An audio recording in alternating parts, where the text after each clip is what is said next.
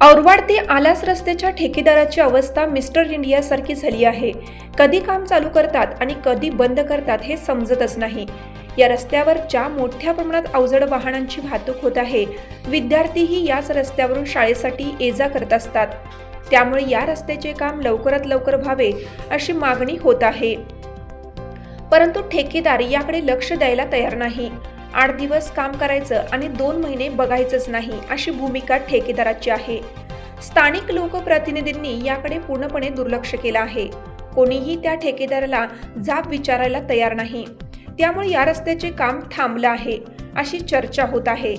हे काम लवकरात लवकर पूर्ण व्हावे अशी सर्वसामान्य जनतेतून मागणी होत आहे।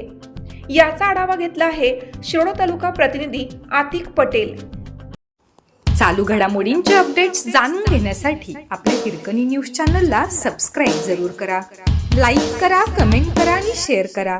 बेल आयकॉनवर प्रेस करा आणि नोटिफिकेशन्स मिळवा।